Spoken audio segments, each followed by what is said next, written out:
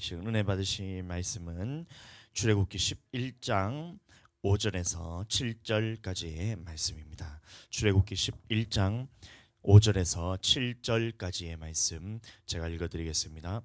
애굽 땅에 있는 모든 처음 난 것은 왕 위에 앉아 있는 바로의 장자로부터 맷돌 뒤에 있는 몸종의 장자와 모든 가축의 처음 난 것까지 죽으리니 애굽 온 땅에 전후무후한 큰 부르짖음이 있으리나 그러나 이스라엘 자손에게는 사람에게나 짐승에게나 개 한 마리도 그 혀를 움직이지 아니하리니 여호와께서 애굽 사람과 이스라엘 사이를 구별하는 줄을 너희가 알리라 하셨나니. 아멘. 자, 하나님께서는 이 애굽 땅에 10가지 재앙을 내림으로 통해서 여호와 하나님만이 참신이시고 애굽에 섬기던 그런 물질들 그리고 10가지 그 다른 우상들은 신이 아니라 하나님의 이제 신이 아니라 우상들이란 것을 이제 선포하시고 하나님께서 심판을 하십니다. 그리고 마지막 10번째 재앙으로서 이 애굽에 있는 모든 장자들 그리고 가축의 처음 난 것들을 다 죽이겠다고 선포하셨습니다. 그래서 하나님께서는 이 애굽 사람들의 그 첫 태생들을 다 죽이신다 선포를 하셨지만 반대로 이스라엘 백성들 중에서는 한 사람도 사람이든 짐승이든 개 한 마리라도 혀를 움직이지 않겠다, 죽이지 않겠다 이렇게 약속을 하셨습니다. 그래서 이것을 오늘날로 말하면 이 세상에 관해 하나님은 언젠가는 심판을 다 받게 된다는 것입니다. 그러나 이 그 가운데서 하나님의 백성은 한 사람도 빠짐없이 생명을 보존하게 된다는 이 말씀을 우리에게 약속하시는 거예요. 그렇다면 이렇게 하나님의 백성과 세상을 구분하는 그 증거는 무엇일까요? 이것이 오늘 저녁의 말씀의 주제인데 우리는 이 답을 이미 잘 알고 있습니다. 하나님께서는 이스라엘 백성에게 한 가지 명령을 하십니다. 그 유월절 있는 그 밤에 한 가지 명령을 하시기를 출애굽기 12장 3절 말씀 제가 말씀 읽어드립니다. 너희는 이스라엘 온 회중에게 말하여 이르라. 이달 열흘에 너희가 각자 어린 양을 잡을지니 각 가족대로 그 식구를 위하여 그 어린 양을 취하되. 출애굽기 12장 7절 그 양을 잡은 그 피를 양 먹을 집 좌우 문설주와 임방에 바르고 그 피를 바르란 겁니다. 그럼 출애굽기 12장 13절 내가 애굽 땅을 칠 때에 그 피가 너희 사는 집에 있어서 너희를 위하여 표적이 될지라. 내가 피를 볼 때에 너희를 넘어가리니 재앙이 너희에게 내려 멸하지 아니하리라. 자, 이게 바로 유월절 예식입니다. 이 유월절 예식을 통해서 이 어린 양의 피를 문 임방과 좌우 설주에다 바르면 이것을 볼 때에 하나님이 그 피를 보고 이 장자를 죽이는 그 재앙에서 넘어가겠다. 그래서 영어로는 이 유월절이 패스오버이라고 얘기하는 거예요. 재앙이 건너갔다는 의미죠. 그래서 오늘날 많은 사람들이 이 재앙에서 벗어나기만 하면 모두가 구원받은 것으로 생각을 합니다. 그래서 이 세상에서 건짐을 받는 것이 여러분들 세상에서 건짐 받은 것을 마치 내 영혼이 약속의 땅으로 들어간 것처럼 그렇게 생각을 하면서 살아가는 것입니다. 그러나 오늘날 세상에서 건짐 받는다고 해서 모두가 천국에 들어가는 것은 아니라는 사실을 여러분들이 인정하셔야 돼요. 우리가 예수님을 믿고 세상에서 건짐 받았다고 해서 모든 사람들이 다 천국에 들어갈 수 있느냐? 라고 물어봤을 때 오늘 출애굽기 말씀을 보면 그렇지 않다는 것을 알 수가 있습니다. 근데 많은 사람들이 이 사실을 믿지를 않아요. 그래서 나는 예수님을 믿었기 때문에 천국으로 들어가는 것은 마치 약속이 되어 있고 그 나머지 살아가는 이 광야 생활과 또 살아갈 때 하나님을 섬기는 이런 모습들에 대해서는 전부 다 하지 않는 모습들을 봅니다. 자, 이 유월절 예식은 오늘날 예수님을 믿는 믿음으로 바뀌게 됩니다. 그래서 우리가 세상에서 건짐을 받을 때에 어떻게 건짐을 받을 수 있느냐? 마치 양을 잡아서 문 임방과 좌우 설주에 피를 바른 것처럼 예수님을 믿는 사람들은 그 예수님의 피로 바름으로 인해서 세상에서 건짐을 받고 이 세상이 심판을 받을 때에 함께 심판받지 않고 그곳에서 건짐을 받게 되는 거예요. 자, 그런데 우리가 한 가지 생각을 해봐야 되는 것이 우리가 중학생 때 생각을 해보시면 집합과 명제에 대해서 우리가 배우잖아요. 그럼 명제에 대해서 배울 때에 다시 한번 생각해 봐야 될 것이 제가 여러분들한테 질문을 해볼게요. 한번 대답을 해보세요. 자, 모든 아버지는 남자입니다. 맞죠? 이거 명제가 맞죠? 자, 저를 집중해 주세요. 모든 아버지는 다 남자입니다. 이것은 명제가 맞는 거예요. 그러나 반대로 모든 남자는 아버지입니다. 이렇게 하면 그것이 맞는 말인가요? 틀린 말인가요? 다시 모든 아버지는 남자입니다 했을 때는 그 명제는 맞습니다.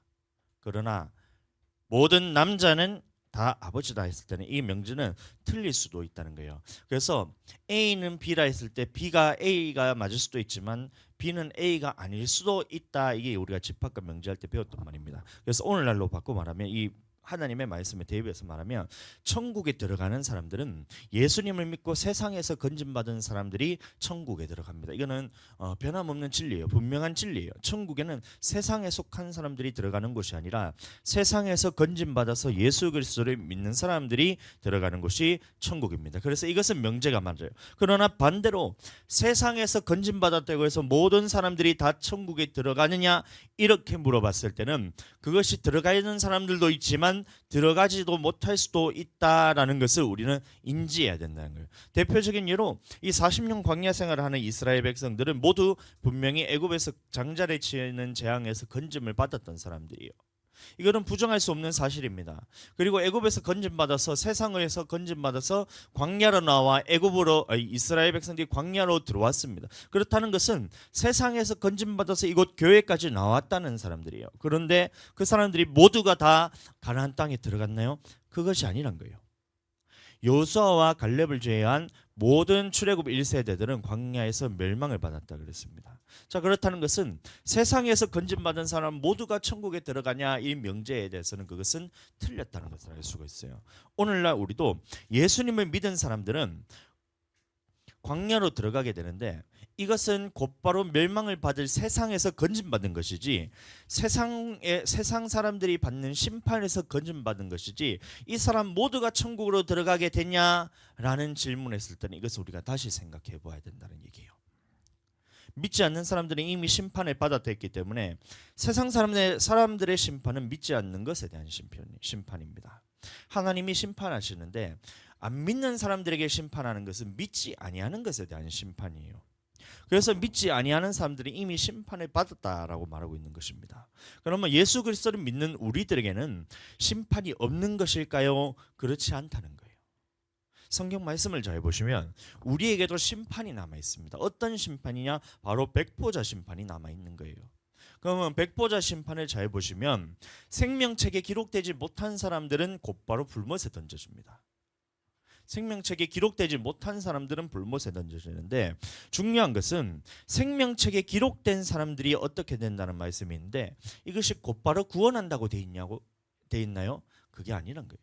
계시록 20장 12절 말씀 보시면 이런 말씀이 나옵니다. 또 내가 보니 죽은 자들 가운데 또 내가 보니 죽은 자들이 큰 자나 작은 자나 그 보좌 앞에 서 있는데 책들이 펴 있고 또 다른 책이 펴졌으니 곧 생명책이라. 죽은 자들이 자기 행위를 따라 책들에 기록된 대로 심판을 받으리 이렇게 말하고 있어요. 많은 사람들이 이 백보자 심판에 대해서 오해를 하는 거예요. 그래서 생명책에 기록된 사람은 누구냐? 예수님 믿는 사람이다. 책들은 뭐냐? 각자 행위들이 기록된 책이다. 그러니까 각자 행위대로 기록된 사람들은 생명책에 기록이 되어 있지 않기 때문에 심판받는 것이지 생명책에 기록된 사람들은 그 사람들은 심판이 없다라고 생각하는데 그게 아닙니다. 여기서 말하는 책들은 뭐냐면 오늘날 우리에게 주어진 성경을 의미하는 거예요. 왜 그러냐면 성경에 예수님이 하신 말씀이 마지막 때에 너희를 심판하리라 이렇게 말씀하셨거든요. 그러면 예수님이 하신 말씀이 어디 적혀 있냐면 바로 이 성경책에 다 적혀 있다는 말입니다. 그래서 이 성경책이 지금 우리는 한 권으로 되어 있지만 이게 세부적으로 카테고리를 여러분들 다 보시면 창출 레민신 해가지고 계시록까지 이렇게 다 적혀 있잖아요. 그러면 이것이 모두가 예전에는 다 따로 분리된 책들이었어요. 그래서 이 책들이라고 말하는데 우리가 갖고 있는 이 성경책이 바로 책들이란 거예요. 이 성경책이 무엇이 기록되어 있냐면 예수님의 심판에 관한 말씀들이 빼곡하게 적혀있던 거예요. 어떤 사람들이 구원을 받게 되고 어떤 사람이 심판을 받게 될 것이라는 이 말씀이 다 적혀있기 때문에 우리가 마지막 때에 하나님의 백보자 앞에 심판을 받을 때는 이 책들이 펴져 있다는 거예요. 이 책들이 펴져 있고 또 다른 책이 하나 펴져 있는데 그것이 뭐냐면 생명책인데 생명책에는 무엇이 기록되어 있냐? 나의 이름이 적혀 있고 그 다음에 나의 이름이 적혀 있고 내가 했던 이 행위들이 빼곡하게 기록이 되어 있는 거예요. 그래서 이 행위에 따라서 사람들이 심판을 받게 된다는 겁니다. 이해가 되시죠? 생명책에는 내 이름만 달랑 적혀 있고 나머지 책들에는 내가 행위가 기록된 것이 아니라 이 책들을 통해서 심판을 받는다잖아요. 그러면 그 책들이 뭐냐면 예수님께서 마지막에 우리에게 심판하시겠다는 그 말씀이 적혀 있던 이 성경을 의미하는 거예요. 그래서 이 성경책이 펴져 있고 다른 한 책에 생명책이 기록되어 있는데 나의 이름과 내가 했던 이 행위들, 악한 행위들이 다 기록되어 있고 내가 했던 죄들이 다 기록되어 있고 내가 하나님 앞에서 했던 선한 일들이 다 기록되어 있고 의로운 행위들이 다 기록이 되어 있는 거예요. 요한복음 12장 48절 나를 저버리고 내 말을 받지 아니하는 자를 심판할 이가 있으니 곧 내가 한 그 말이 마지막 날에 그를 심판하리라 이런 말 하잖아요. 그럼 내가 한 그 말이 적힌 책이 무엇이냐면 바로 이 책들인 거예요. 책들, 계시록에 나오는 책들이고 성경책을 의미하는 거예요. 성경 속에서 우리가 말하고 있는 율법과 계명들을 의미합니다. 자, 그래서 예수님이 하신 말씀이 바로 성경인데, 자, 이 생명책에 기록되지 아니한 사람들은 어떻게 됐다고 했어요? 이미 심판을 받았다고 했어요. 그래서 성경을 들여다볼 것도 없이 이렇게 성경을 들여다보고 생명책에 대해서 그것을 볼 것도 없이 생명책에 기록이 안 되어 있기 때문에 이미 심판을 받았다 했어요. 그러나 이 생명책에 기록된 사람들은 각 사람의 행위가 다 기록이 되어 있는 거예요. 이 기록이 다 되어 있는데 이 심판은 백보자 심판을 잘 보시면 생명책에 기록된 자들이 어떻게 심판을 받게 되냐면 이 각 사람의 행위대로 심판을 받게 되는 거예요. 그래서 의를 행한 사람들은 천국으로 들어가게 되는 것이고 악을 행한 사람들은 불못에 던져지게 된다는 것입니다. 아멘. 그래서 생명책에 이름만 달랑 적혀 있는 것이 아니란 거예요. 여러분들 그것을 이해하게 되게 축복합니다. 그 안에 의로운 행위도 적혀 있고 악한 행위도 다 적혀 있고 죄들도 다 적혀 있는 거예요. 여러분들이 지었던 그 죄들 여러분들 하나님 앞에서 우리가 그것이 지워지지 않는다면 그 죄들이 빼곡하게 여러분들 다 기록이 되어 있어요. 하나님 앞에 갔을 때 이 생명책에는 무엇이 기록되어 있냐면 우리가 살아가는 모든 행위들이 다 기록이 되어 있는데 우리가 하나님 앞에 행했던 그 의로운 행위들만 기록되어 있을 뿐만이 아니라 하나님 앞에서 우리가 죄지었던 이 죄의 행위들까지도 빼곡하게 다 기록되어 있어요. 그런데 여러분들 한 가지 명심하셔야 되는 것이 이 죄들이 기록된다는 것은 하나님 앞에 내가 천국 들어가지 못한다는 거예요. 하나님 앞에서 이 죄가 기록되어 있다면 나는 천국 들어가지 못한다는 거예요. 왜냐하면 그 사람의 행위로서 심판을 받는다 했기 때문에 죄가 기록되어 있으면 하나님 앞에 들어가지 못한다는 거예요. 그러면 이 죄를 어떻게 지워야 되느냐 말이에요. 이것도 하나님의 말씀만 있던 겁니다. 이 생명책이 기록되었다가도 우리 이름이 지워지기도 합니다. 죄악을 행하고 하나님 앞에 반역을 행하고 패역하는 사람들에 대해서는 하나님이 생명책에서 지워버리세요.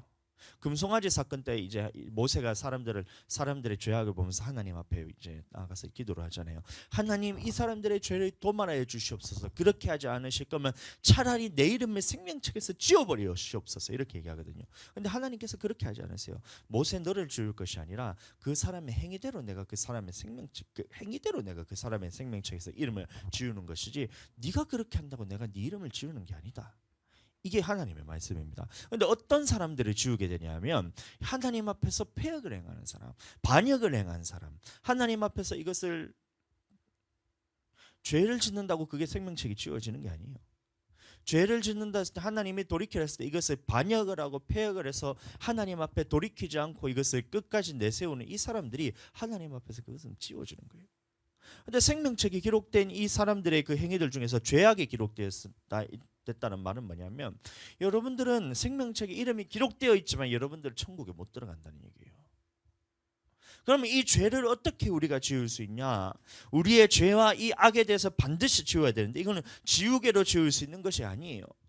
어떻게 지울 수 있냐면 요한일서 1장 6절 9절 말씀 보겠습니다. 만일 우리가 하나님과 사귐이 있다 하고 어둠에 행하면 거짓말을 하고 진리를 행하지 아니함이거니와 그가 빛 가운데 계신 것 같이 우리도 빛 가운데 행하면 우리가 서로 사귐이 있고 그 아들 예수의 피가 우리의 모든 죄에서 깨끗하게 하실 것이요.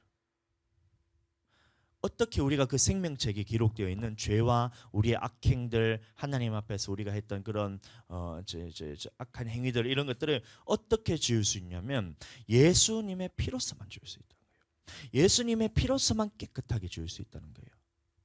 아멘. 만일 우리가 죄가 없다고 말하면 스스로 속이고 또 진리가 우리 속에 있지 아니할 것이요, 만일 우리가 우리 죄를 자백하면 그는 미쁘시고 의로우사 우리 죄를 사하시며 우리를 모든 불의에서 깨끗하게 하실 것이요.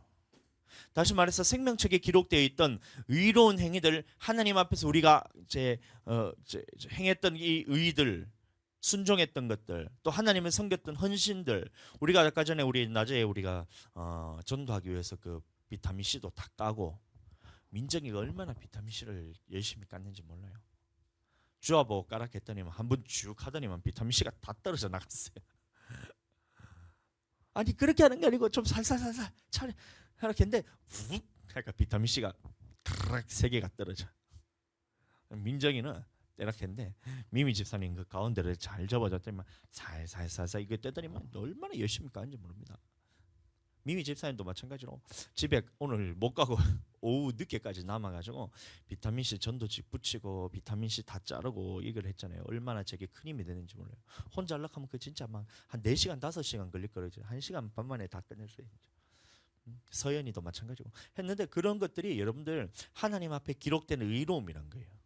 하나님 앞에서 이 헌신했던 거, 교회를 세우기 위해서 우리가 그의 나라를 위해서 했던 이런 모든 것들이 하나님의 생명책에 다 기록이 되는 거예요. 식당 봉사하면서 여러분들 그 우리 소희가 이제 주일 점심마다 음식을 하잖아요. 주일 점심이 뭐야? 토요일부터 해가지고 그 음식을 준비를 다 하잖아요. 근데 그게 음식을 준비한다고 그거로 끝나는 것이 아니라 그런 하나님 앞에서 했던 이 행위들이 모두가 어디 적혀 있냐면 생명책에 빼곡하게 기록이 돼 있어요.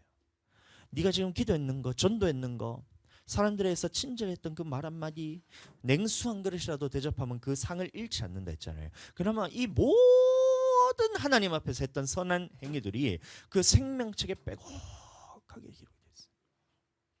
반대로 우리가 행했던 이 모든 악한 행위들, 길 가다가 이 불쌍한 사람 보고 마음을 그냥 닫으면서 돌이키지 않고 그냥 지나가 지나갔다, 이런 것들까지도 여러분들 전도의 대상을 놓고 그 사람을 위해서 기도하지 않았던 거, 이런 것도 여러분들 다 죄예요. 그래서 우리가 봤을 때 레위기에 보시면 속죄제 제사를 드려야 할 때 이 하나님 앞에서 증거될 것을 보면서 네가 그 사람에 대해서 증언을 하지 않고 넘어갈 때도 그것은 죄가 된다 그랬거든요. 그럼 이 사람이 죽어가는 것을 보고 이 사람은 그냥 지나쳐서 간다, 이것도 하나님 앞에 죄라 그랬어요. 그러면 모든 이 하나님 앞에서 했던 행위들도, 악한 행위들도 빼곡하게 생명책에 기록이 되어 있는 거예요. 근데 이 생명책에 기록되어 있는 죄악과 이 악행과 하나님 앞에 죄들을 여러분들 도대체 어떻게 지을 수 있냔 말이에요. 예수 피밖에 없다는 거예요. 그래서 예수님의 보혈이 우리에게 능력인 겁니다.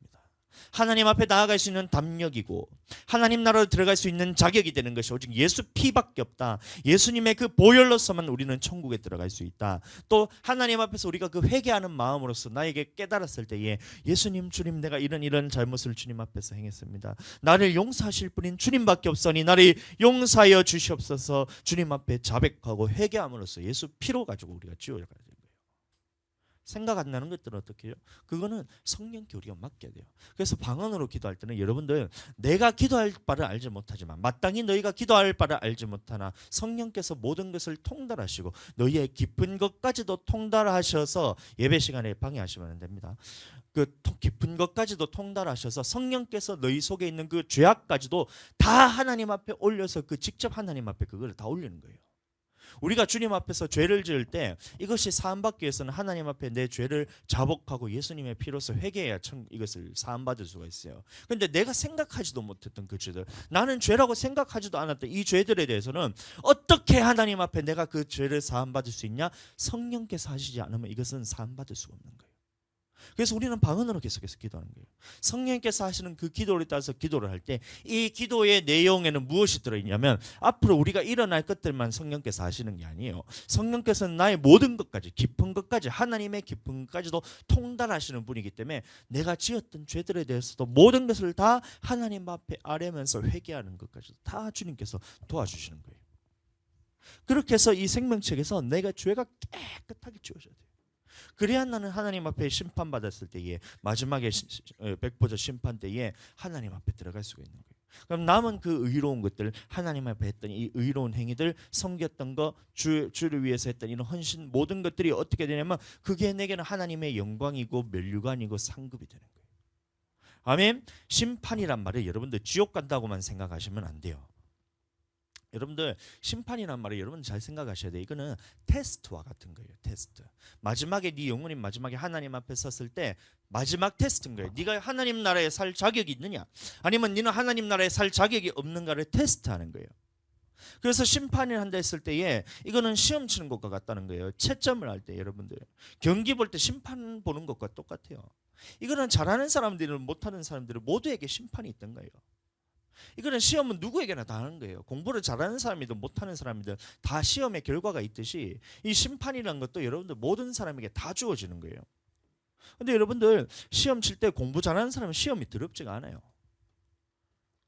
열심히 준비하는 사람들, 반칙하지 않은 사람들은 이 심판이 두렵지가 않아요.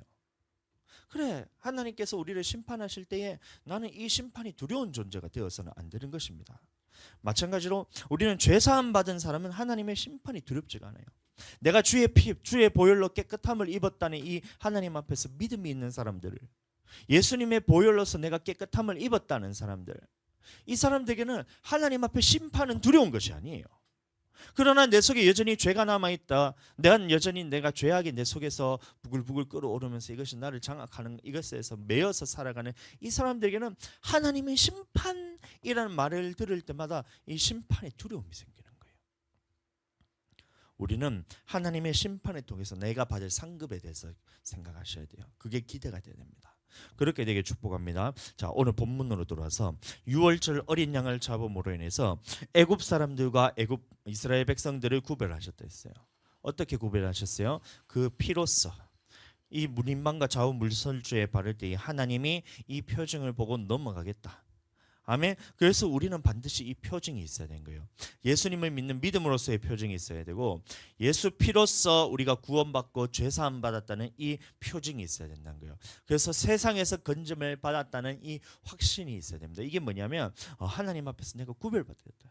하나님 앞에서 내가 구별되었다. 세상과는 구별되었다. 멸망받을 존재가 아니라, 세상에 있어서 함께 멸망받을 존재가 아니라 나는 하나님 앞에서 구원받은 존재다 라는 이 확신이 있어야 돼요.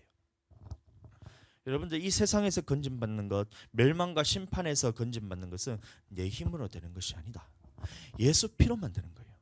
예수님의 피로서만 되는 것이다. 예수님의 그 보혈의 공로로서만 내가 건짐을 받는 것이다.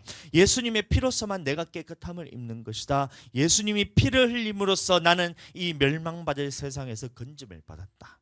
이 확신이 있어야 됩니다. 이게 애굽 사람들과 우리를 구별한 증거란 거예요. 세상 사람들과 우리 하나님의 믿는 백성들을 구별하는 증거가 뭐냐? 예수님의 피로써 네가 깨끗함을 입었냐? 예수님의 피로써 네가 그 건짐을 받았냐?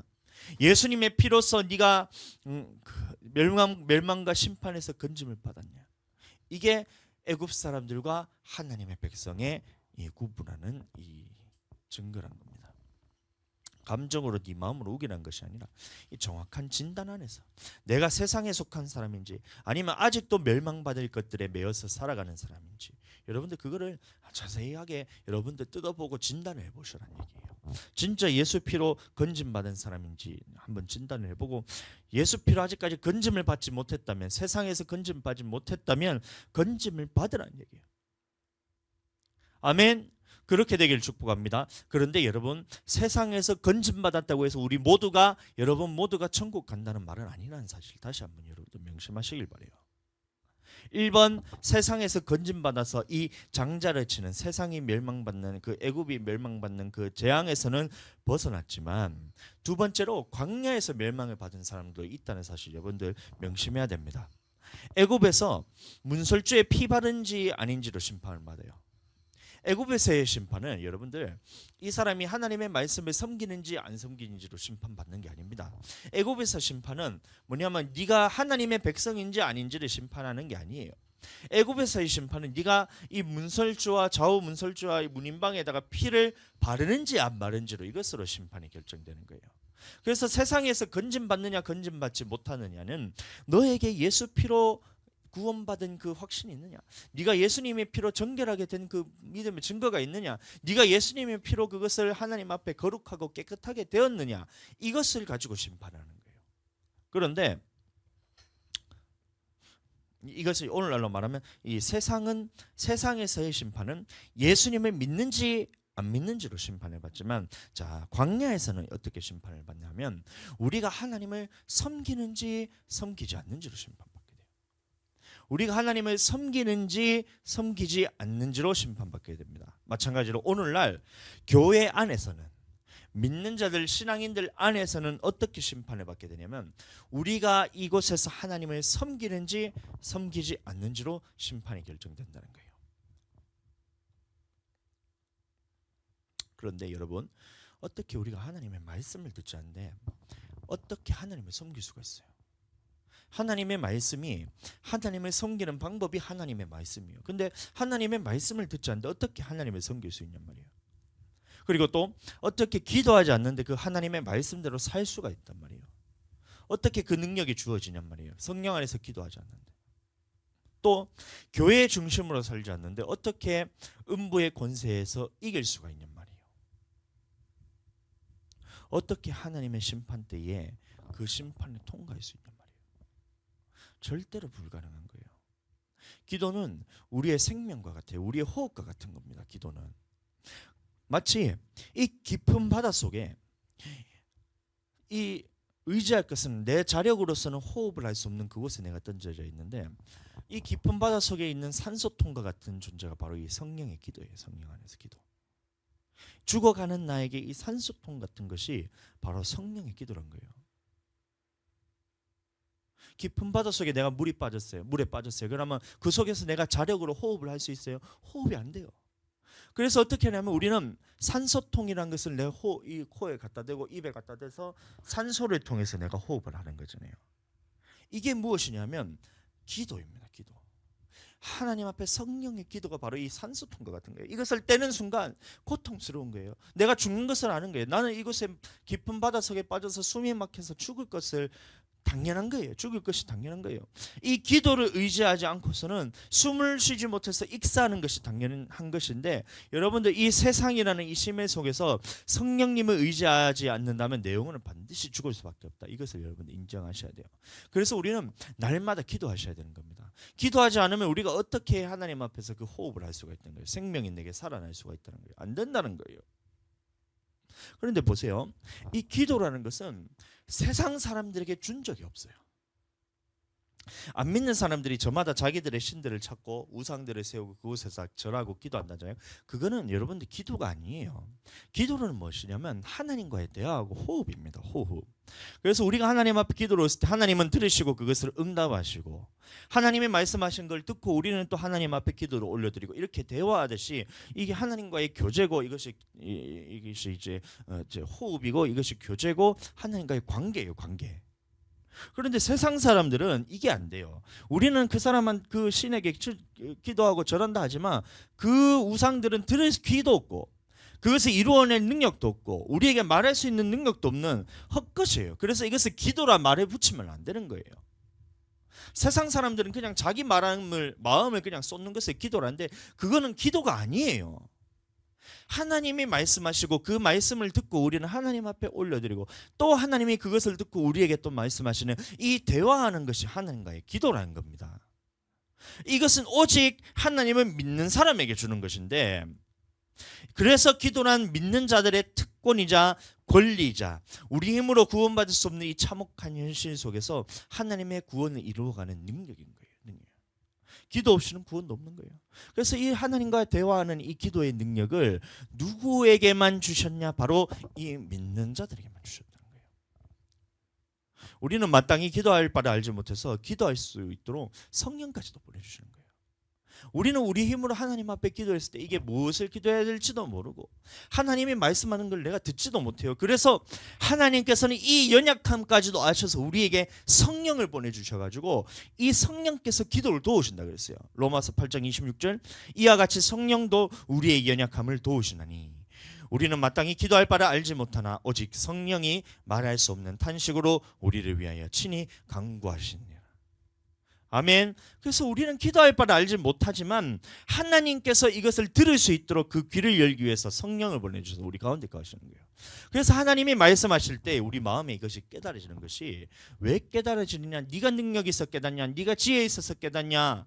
그게 아니란 거예요. 네가 공부 많이 한다고 깨닫냐? 네가 누구한테 들어서 깨닫냐? 그것이 아니라 네 속에 성령님이 계시기 때문에 성령께서 너를 깨닫게 해주시겠다. 그게 무슨 말이에요? 하나님이 말하는 그 음성을 네가 듣게 해주겠다는 거예요. 반대로 너는 하나님 앞 기도할 때 무슨 기도를 할지 네가 어떻게 알아요? 세상 사람들은 여러분들 먹고 사는 문제 때문에 기도합니다. 무엇을 먹을까, 무엇을 마실까, 무엇을 입을까 기도한다는 거예요. 그게 이 세상 사람들의 한계예요, 한계. 이 사는 세상을 살아가는 사람들의 한계라는 것입니다. 그래서 사람들이 어떻게 기도하느냐? 무엇을 마실까, 무엇을 먹을까, 무엇을 입을까 가지고 기도하는데 그게 하나님이 원하시는 기도가 아니라는 거예요.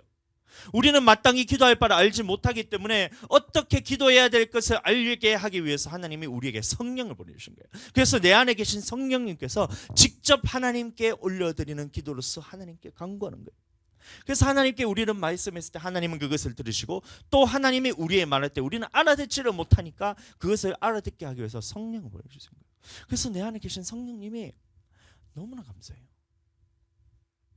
기도할 때 우리가 방언으로 기도한다는 것이 그냥 성령 안에서 우리가 기도한다 샬랄랄랄랄랄랄라 하면서 레스캔데스 카이베레베카이레베카이레베카이서 이렇게 방언으로 기도한다고 그것이 성령으로서 기도한다 그냥 그것으로 끝나면 안 돼요. 이 안에는 어떤 메시지가 담겨 있냐면 내가 마땅히 하나님 앞에 기도하지 못하는 그 내용까지도 하나님은 다 하시고 하나님께 직접 내용과 더불어서 주님께 올려드린 기도예요. 그래서 100% 응답이 있는 거예요. 이 안에 무엇이 있다 그랬어요? 아까 전에 말했다시피 내가 지었던 모든 죄들에 대해서 회개하는 것도 요 안에 다 들어있어요. 그래서 성령 안에서 기도할 때 우리는 내가 기도할 때 생명책에 내 죄악과 이 악들이 다 기록되어 있댔잖아요. 그럼 이것을 어떻게 지우냐? 하나님 앞에 자복하고 회개함으로써 이것이 지워져야 되는데 나는 내가 무슨 죄를 짓는지도 여러분들 몰라요. 이게 죄인지도 몰라요. 주일날 우리가 우리 마음대로 살아가는 이런 것들이 여러분들 죄인지를 깨닫지를 못해요. 주일 예배 빠지고 식당 간다는 거예요. 내버두지만 이게 죄인지를 모르는 거예요. 나는 지금 넘어가지만 여러분들 그것이 백보자 심판 앞에서 하나님의 심판대 앞에 섰을 때 그것을 도대체 어떻게 감당하겠냔 말이에요. 근데 이 죄에 대해서 여러분들 알지 못하면 어떻게 여러분들 회개하겠냔 말이에요. 그래서 성령 안에서 기도할 때 여러분들 속에서 얼마나 탄식하면서 여러분들의 영혼을 위해서 성령께서 부르짖으면서 탄식하는지 아세요? 그뿐인 줄 아세요? 주의 종의 말에 여러분들 순복해야 됩니다. 주의 종의 말씀이 뭐냐면 제가 하나님은 아니지만 우리 성도들에게 하나님께서 우리 성도들을 제게 맡기신 거예요. 하나님의 성도들을 하나님의 양들을 제게 맡기신 거예요. 그래서 우리 성도들을 보살피고 케어해서 이 영혼들을 천국 가라고 저에게 맡기신 거예요. 그래서 저는 어떻게 해야 되냐면 하나님이 지금 우리 성도들에게 주시는 말씀에 대해서 분별해서 말씀을 선포하는 겁니다. 그리고 매일매일 이것을 선포해야 돼요. 날마다 일용할 양식이라 그랬잖아요. 그 일용할 양식은 뭐냐면 매일매일 하나님의 말씀으로 여러분들 그것을 깨달으셔야 돼요. 오늘 내게 주시는 하나님의 말씀이 무엇인지를 하나님의 말씀을 통해서 여러분들 매일매일 들으셔야 돼요. 그래서 매일매일 와서 우리가 집회드리자, 예배드리자, 하나님 앞에 기도하자 이 말씀을 했는 것은 제 말이 아니에요. 내가 여러분들한테 하는 말이 아니에요. 나도 하기 싫어요. 그 말이 뭐예요? 이거는 내가 하는 게 아니라는 거예요. 육신의 힘으로 되는 것이 아니에요. 내가 하고 싶다고 하는 것도 아니에요. 내가 할 수 있는 능력이 있어서 하는 것도 아니에요. 나는 이것을 할 수 있는 능력이 전혀 없어요. 매일 2편의 설교가 어떻게 내한테서 그렇게 나오겠어요? 설교 쓰는 거 나는 너무 보고한 사람인데 한 번 쓸 때마다 3시간씩 걸리는데 애들 때문에 지금 애 키우는 거랑 병행하기가 너무 힘든 사람인데 이것은 내 힘으로 할 수 있는 게 아니에요. 그럼에도 불구하고 하나님이 지금 나를 사용하셔서 이 메시지를 여러분들에게 전하려고 이렇게 말씀을 하고 그래서 제가 매일같이 주일에 전에 나와서 아침 저녁으로 하나님의 말씀을 선포합니다. 그래서 와서 들으세요. 이 말은 뭐냐면 지금 여러분들이 그 말을 들으라는 하나님의 메시지를 들어야 돼요. 주의 종 다윗 목사가 하는 말로 들었을 때 그게 아니고 하나님께서 지금 내게 하는 말이구나라는 이 말로 들어야 돼요. 근데 그 말을 듣고 여러분들 어떻게 생각하세요? 아, 나는 괜찮겠지. 나는 지금 세상에 살아가는데 바쁘잖아요. 여러분들 일하느라 바쁘잖아요. 일하고 바빠가지고 일 끝나고 집에 밤늦게까지 못해서 새벽에도 일하고 해서 아침에 일어나기가 너무 버거워서 아침에 못 나오는 것이 내 상황이니까 아, 목사님은 그냥 알아서 하세요. 하나님은 그냥 알아서 하세요. 나는 듣기 싫어요. 이거잖아요. 근데 그 죄에 대해서 저는 넘어가요. 저는 넘어갈 수가 있어요. 저는 말을 전했을 뿐이고 듣고 안 듣고는 여러분들의 선택이기 때문에 제가 그것까지는 어떻게 할 수 있는 게 아니잖아요. 근데 저는 넘어갈 수가 있는데 이것 또한 하나님 앞에서는 네가 지금 내가 너에 보낸 그 주의 종 선지자 다윗 목사를 통해서 했던 그 말에 대해서 너는 왜 그것을 귀등으로 듣지 않고 그것을 무시하고 멸시하고 하나님의 말씀으로 듣지 않고 생명의 말씀으로 듣지 않고 이것을 헛한한 말로 들으면서 그것을 너는 들은 채 만취하고 하나도 듣지 않냐. 백보자 심판에 섰을 때 그것이 여러분들 기록이 빼곡하게 되어 있는 거예요. 이게 지워지지 않으면 여러분들 세상에서 건진받았다 할지라도 예수 피로서 여러분들이 건진받아서 이 교회에 나왔다 할지라도 마지막에 여러분들 하나님의 백보자 심판은 각 사람의 행위대로 심판한다. 그 행위가 여러분들 예수 피로 지워지지 않으면 여러분들 예수님의 피로서 여러분들 지워지지 않으면 이게 남아있다는 것을 여러분들 천국 못 간다는 거예요. 생명책이 너덜너덜해져야 돼요. 예수 피로서 지워지고 매일같이 지워져가지고 이게 생명책이 너덜너덜해져야 돼요. 근데 깨끗해요. 지워진 흔적이 없어요. 죄악이 빼곡하게 기록되어 있는데 그것에 대해서 인지가 안 되는 거예요. 영적인 눈으로 봤을 때는 지금 나의 생명책을 딱 봤을 때 하나님 앞에서 의로운 기록은 이 정도밖에 없어요. 한 줄, 두 줄인데 그 페이지에 내가 지었던 죄악들은 얼마나 기록이 많이 되는지 한번 생각을 한번 해보시라고요. 이것을 도대체 어떻게 하겠단 말이에요? 어떻게 이것이 감당이 되겠냔 말이에요? 이 땅에 살아가면서 주의 종이 하는 말씀도 그것이 여러분들 감당이 안 돼가지고 이것을 세상에 매여가지고 주의 종이 나오라는 이 말도 감당이 안 돼가지고 여러분들 그 세상에 머물러 있으면서 하나님 나라로 들어가기 싫어하는데 백보자 심판 앞에서 예수님이 하시는 말씀이 어떻게 감당이 되시겠냔 말이에요. 하나님이 심판하시는 그 심판의 메시지는 어떻게 감당이 되시겠냔 말이에요. 그 이후로는 심판에 있는 이 기회조차도 없는데 마지막까지 참고 또 참고 기다리고 천년 하루가 천년같이 기다리면서 모든 사람이 회개하기를 기다리면서 하나님이 그렇게까지 기회를 주시다가 마침내 마지막 때가 왔을 때 그때까지도 네가 아직 하나님 앞에 생명책에 너희 기록된 그 악들에 대해서 죄악에 대해서 그대로 네가 지우지 않고 남아났구나. 그 죄악에 대해서 도대체 어떻게 하겠냐 말이에요.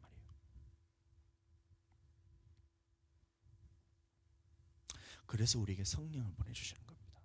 성령이 우리에게 말할 수 없는 탄식으로 내 안에 있었던 이 모든 하나님 앞의 죄악들, 내가 하나님 깨닫지 못했던 이 죄악들도 성령께서는 그 예수 피로서 다 지워지는 그것을 성령께서 직접 하시는 거예요. 내가 깨닫게 해주셔서 또 내가 스스로 하나님 앞에서 죄악에 대해서 자복하고 돌이키고 회개할 수 있는 그 능력도 누가 주시냐? 바로 성령께서 주시는 거예요. 그래서 기도할 수 있도록 하나님께서 도와주셔가지고 구원받을 사람으로 만들어주시기 때문에 이 기도라는 것은 믿는 자들에게 주시는 하나님의 특권이자 하나님의 권리이자 예수 그리스도를 통한 우리에게 구원에 대한 하나님의 도구란 거예요. 또 하나님의 애굽 사람들과 이스라엘의 백성을 구별하신 방법이 바로 이 기도라는 걸 통해서 구별하신다는 거예요. 피 발라서 여러분들 구원하셨다, 피 발라서 구별하셨다 이것만 생각하시는 것이 아니라 피를 바른 후에도 이것을 이스라엘 백성과 애굽 사람들을 구별한 거예요. 애굽 사람들은 여전히 이 기도라는 것을 할 수 없어요. 기도의 능력을 주시지 않았어요. 기도의 특권도 그 사람에게는 주지 않았어요. 오로지 하나님의 택하신 백성, 건진받은 세상에서 건진받은 피 바르고 건진받은 예수 피로 사신 너희들에게만 하나님께서 기도라는 것을 특권으로 주셨다는 거예요. 이게 하나님이 택하신 백성으로서의 구별하신 방법이란 거예요. 아멘. 여러분들 기도에 여러분들 그것을 귀하게 여기시길 바래요. 할 수 있을 때 해야 돼요. 말씀은 또 어떤 거예요? 신명기 4장 8절 말씀 보겠습니다. 오늘 내가 너희에게 선포하는 이 율법과 같이 그 규례와 법도가 공의로운 큰 나라가 어디 있느냐. 신명기 4장 5절 6절 내가 나의 하나님 여호와께서 명령하신 대로 규례와 법도를 너희에게 가르쳤나니 이는 너희가 들어가서 기업으로 차지할 땅에서 그대로 행하게 하려 함인즉 너희는 지켜 행하라. 이것이 여러 민족 앞에서 너희의 지혜요 너희의 지식이라. 그들이 이 모든 규례를 듣고 이르기를 이 큰 나라 사람은 과연 지혜와 지식이 있는 백성이로다 하리라 이런 말하고 있어요. 그래서 원래 하나님의 말씀은 율법, 규례, 법도라고 말하는데 이것은 안 믿는 사람들에게 주신 적이 없어요. 하나님께서 이방인들에게 하나님의 백성의 말씀들을 주신 적이 없어요. 오늘날도 마찬가지입니다. 이 하나님의 말씀을 믿지 않은 사람들에게는 주신 적이 없어요. 오로지 하나님이 믿는 예수 그리스도를 믿고 세상에서 건진받은 죄사함 받고 깨끗함을 입은 우리들에게만 하나님께서 주신 거예요. 이 지혜가 얼마나 큰지 한번 생각해 보세요. 세상 사람들이 그것을 본다는 거예요. 이 하나님의 큰 나라가 어디 있느냐? 하나님께서 이 규례와 법도를 선포하신 그런 공의로운 나라가 어디 있느냐? 이 율법과 같이 그 규례와 법도가 큰 공의로운 큰 나라가 어디 있느냐? 라고 하나님의 말씀 받은 백성들을 굉장히 부러워하면서 살고 있어요. 그 하나님의 말씀을 받은 우리들은 그 하나님의 말씀이 싫다는 거예요. 이 지혜가 얼마나 큰지 한번 생각해 보세요. 전 세계에 있는 나라들 한번 보세요. 전 세계에 있는 나라들을 기독교 국가뿐만이 아니라 기독교 국가가 아닌 나라들이라 할지라도 대부분의 나라의 법들은 이 성경적인 가치관을 토대로 대부분 다 만들어져요. 이슬람 이런 데 말고 하나님을 대적하는 나라 말고 대부분 나라들은 그래서 사람으로 함부로 대하지 말라는 이런 법들이 다 있어요. 살인하는 것도 보면 법으로 다 막아놨어요. 간음하는 것들 법으로 다 막아놨어요. 성폭행, 성추행 이것도 다 막아놨어요. 성범죄들. 도둑질하는 거 그거 다 막아놨어요. 이웃들의 집을 탐내는 것 다 막아놨어요. 부모를 공격하는 거 다 막아놨어요. 법으로. 왜 그래요? 예수님을 믿지도 않고 하나님의 백성도 아닌데 왜 그 사람들이 그렇게 법을 그렇게 만드는지 아세요? 그 사람들이 볼 때에 야 하나님의 백성의 저 법도는 정말 하나님께서 그렇게 규례와 법도가 공의롭구나. 이 하나님 나라의 법도는 정말 큰 나라 백성으로서 하나님이 정말 사랑하는 자들에게 주셨던 그 법이구나.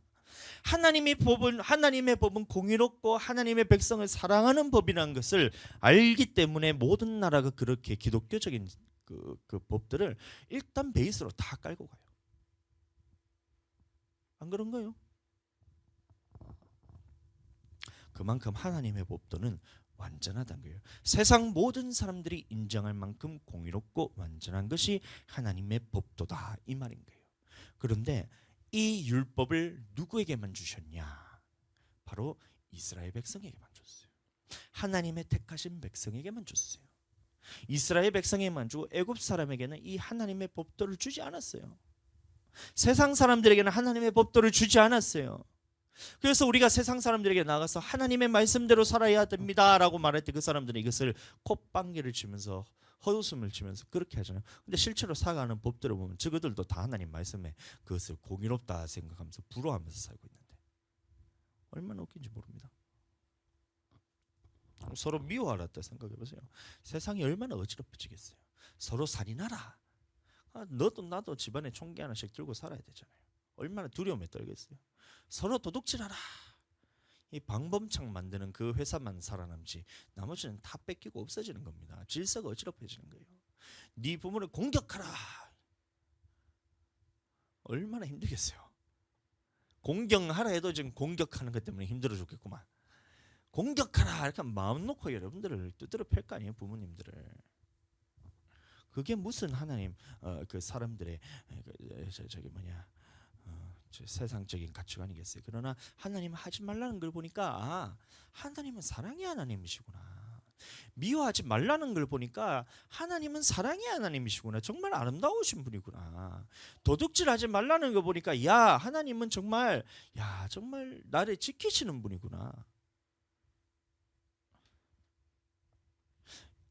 이스라엘과 애굽을 구별하는 방법이라고 했어요. 피를 발라서 문설주만 바르는 것이 아니라 이 건져내는 백성을 또 어떻게 하셨냐? 이 세상과는 다르게 하나님의 기도할 수 있는 그 특권을 주셨고, 하나님 앞에서 말씀을 들을 수 있는 이 특권을 누구에게만 주셨냐? 바로 이스라엘 백성들, 다시 말하면 오늘날 우리 믿는 자들에게만 주셨다는 거예요. 아멘. 그래서 예수님 믿는 것은 특권입니다. 여러분들 예수님 믿게 되기를 축복합니다. 예수님 믿는 것이 그냥 나는 예수님을 주로 고백한다 이것이 아니라 정말 나의 하나님께서 나를 위해서 죽으셨구나, 나의 모든 죄에서 모든 것을 다 피와 살을 다 찌르시고 피를 다 쏟으셔서 나를 구원하셔서 나를 주의 백성 삼으셨구나, 나는 하나님의 것이구나, 나는 주의 소유구나, 이렇게 고백하게 되기를 축복합니다. 그런 사람에게 광야 생활하는 것도 누구에게만 허락하셨냐면 애굽에게서 건진받은 하나님의 백성에게만 허락하신 것이 바로 이 교회 생활인 것이 광야 생활인 거예요. 그래서 교회에 왔다 갔다 하는 것을 여러분들 신앙생활이라 하지 않습니다. 우리 채영 자매가 이제 교회를 벌써 수요일에도 오고 토요일에도 오고 오늘 주일 낮에도 오고 저녁까지 예배를 드리고 이렇게 있는데, 여러분들 왔다 갔다 하는 것은 여러분들 신앙생활이 아니에요. 신앙생활이란 것은 하나님의 택하신 백성이 세상에서 건진받아서 하나님이 행하시는 그 구원의 역사를 보는 것을 바로 이 신앙생활이라는 거예요. 강한 손과 편팔로서 네가 살고 있는 멸망받을 수밖에 없는, 네가 지금 섬기고 있는 그 세상의 신들, 물질들, 이런 것들을 하나님께서 하나하나 심판하심을 통해서 너를 건져내서 내 백성을 삼겠다. 그래서 너가 하나님이 이곳 광야에서 네가 하나님을 섬기는 그 방법에 대해서 내가 가르쳐 주겠다. 이 세상에서 네가 노예 생활하는 그런 세상의 법들 말고, 노예의 법 말고 하나님의 자녀로서 살아가는 이 법을 너에게 주겠다. 그러니 너는 이 노예 생활의 것을 버리고 하나님이 주시는 이 하나님의 자녀로서의 법을 가지고 살아가라. 이것이 뭐냐면 신앙생활이란 거예요. 그래서 하나님께서는 이 구름 기둥과 불 기둥과 같이 아무것도 없는, 우리가 갈 바를 알지 못해서 어디로 가야 할지도 모르는 상황에서 하나님께서는 구름 기둥을 보내셔가지고 먼저 앞서가게 하시면서 따라갈 수 있는 길을 보여주시는 거예요. 그래서 우리는 교회 생활하면서 어디로 가야 될지는 알지는 못하지만 하나님의 임재하심을 통해서 그 하나님이 가라는 대로 가는 거예요. 성령께서 하라면 하시는 거예요. 성령께서 멈추라 하면 멈추는 거예요. 불기둥을 보내가지고 하나님이 가라면 가는 거예요. 하나님께서 멈추라면 멈추는 거예요. 이게 바로 광야 생활이라는 거예요. 교회 생활이라는 거예요. 신앙 생활이라는 거예요. 동서남북 어디를 둘러봐도 우리가 도와줄 이런 도움의 거리가 하나도 없어요. 광야라는 것은 척박한 곳입니다. 물이 비가 내리지 않아 가지고 먹을 것이 자라지 않는 곳이 광야예요. 그런데 그곳에서도 하나님께서 만나와 메추라기를 보내서 너희를 먹이시는 것처럼 이 광야 교회라는 것은 여러분들 먹고 살기 위해서 하는 것이 아니에요. 우리가 이 교회 생활을 하면서 교회에서 우리가 수익 창출을 위해서 하는 것이 뭐가 있겠어요? 그럼에도 불구하고 하나님께서 만나와 메추라기를 먹이신 것처럼 이 교회에 대해서는 하나님께서 무너뜨리지 않은 거예요. 물질을 통해서, 어디를 통해서, 까마귀를 통해서라도 보내주시고 하늘 문을 여시고서라도 하나님이 부어주시는 이 기적을 경험하는 것이 바로 교회란 거예요. 그래서 교회란 것은 이 하나님의 하시는 큰 일을 보게 하심으로써 이 강한 손과 편팔로 행하시는 그 하나님의 보호하시고 인도하심을 경험하는 그 기적의 생활을 경험하는 것이 바로 교회입니다. 채우시고 먹이시고 마시게 하시고 입히시게 하고 이 발이 부르치지 않았다는 거예요. 40년간의 광야 생활을 하는데도 신발 하나 부르치지 않았다는 거예요. 보호하셨다는 거예요. 그 기적의 역사를 경험하는 것이 바로 교회예요. 그래서 교회는 전능하신 하나님의 그 구원의 역사를 이루어가는 것이고, 이 구원의 역사를 생생하게 경험할 수 있는 체험 삶의 현장과 같은 거예요. 체험 삶이. 옛날에 그 프로그램이 있었거든요. 연예인들하고 띵가띵가 하면서 막 직업 체험하는 그런 게 있었는데, 그럼 뭐 사람들이 대부분 유니콘 타고 올라가지고 하트에다 돈 봉투를 다 집어넣잖아요. 그렇겠는데 그 사람들이 체험 삶의 현장 가면서 자기는 연예인이지만 그 얼마나 힘든 일들을 하는지 몰라요. 하수구 청소 이런 것도 하고 소똥 치우고 이런 거 막 그런 거 하는데 힘들면 힘들수록 시청률이 올라가요. 그런 삶의 체험 현장이란 거예요. 나는 비록 이 세상에 살면서 세상을 살아가면서 하나님의 백성으로서 정체성을 가지고 살아가지만 이 광야라는 곳에 나왔을 때 하나님이 이루어가는 그 역사를 생생하게 체험할 수 있는 이 삶의 현장이란 거예요. 그러나 이 교회 생활이라는 것을 누구에게만 주셨냐? 바로 하나님의 택하신 이스라엘 백성들, 예수 그리스도를 믿고 구원받을 우리들에게만 주셨던 거예요. 애굽 사람들과 하나님의 백성을 구별하는 방법. 오늘날 우리도 마찬가지입니다. 하나님의 세상 사람들과 우리 하나님의 백성을 구별하는 방법은 예수님을 믿게 해서 그 피로써 세상에서 건짐받게 하는 것만 여러분들 구별하시는 방법이 아니에요.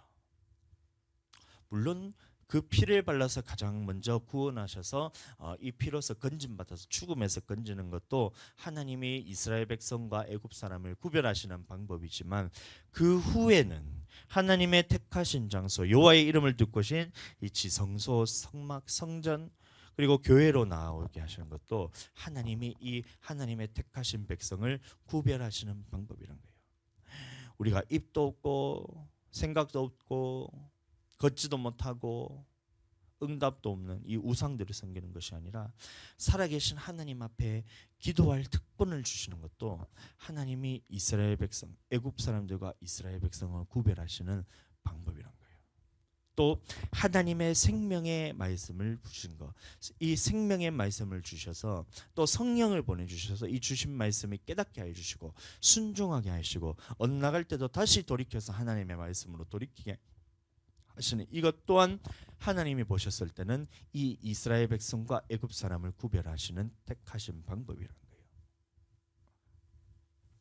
그러니 우리는 하나님이 우리를 구별하셔서 택하셔서 피 발라주셔서 세상에서 건져주신 것뿐만이 아니라 이 교회에서 불러주신 것, 교회로 불러주신 것, 또 하나님의 말씀을 주신 것, 또 기도할 수 있는 능력까지도 이 주신 것까지도 모두가 하나님이 지금 나를 특별하게 하나님의 백성 삼으셔서 나를 구별하셨다는 거예요. 구별하셨다는 거예요. 잘 오셨어요. 교회는 진짜 너무 잘 오셨어요. 내가 오고 싶다고 올 수 있는 곳이 아니에요. 교회는 아버지께서 내게로 이끌지 아니하시면 한 사람도 내게로 올 수 없다 그랬거든요.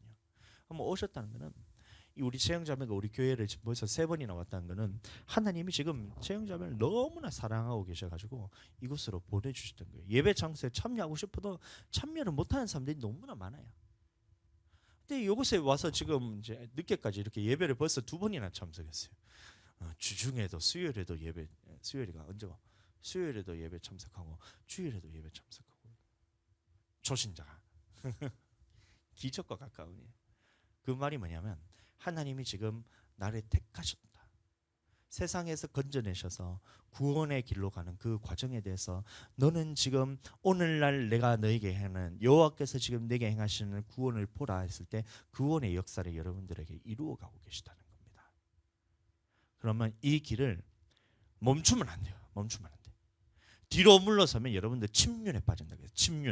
침륜이 뭐냐? 물에 빠진다는 거예요. 물에 빠진다.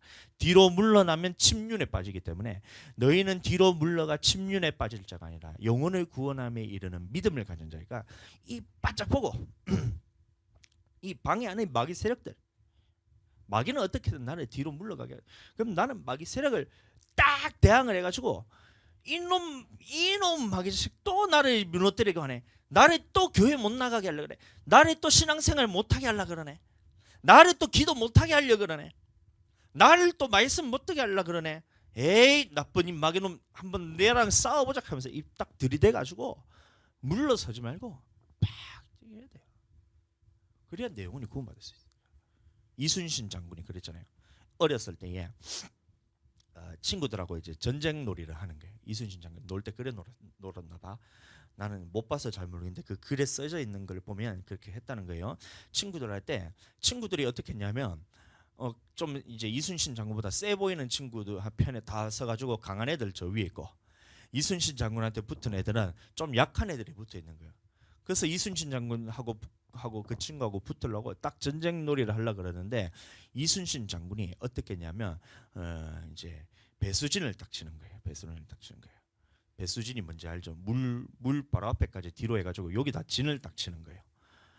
그러니까 전쟁 놀이하니까 저쪽에서는 막 맹렬한 기세를 가지고 친구들이 막 나무 칼 가지고 내려오는데 이순신 장군이 배수진을 치면서 이제 뒤로 더 이상 물러날 곳이 없다. 우리는 이 적군에 대해서 싸워서 맞서 싸워서 이기든지 아니면 뒤로 물러나서 물에 빠지면 죽든지 둘 중에 하나를 선택해야 된다. 어떻게 하겠냐 하면 우악 해가지고 가가지고 전쟁을 해가지고 이겨붙단 거야. 내가 볼 때는 이순신 장군이 성경 말씀 알았던 것 같아요. 뒤로 물러가 침륜에 빠진다는 거예요. 그럴 자가 아니라 영혼의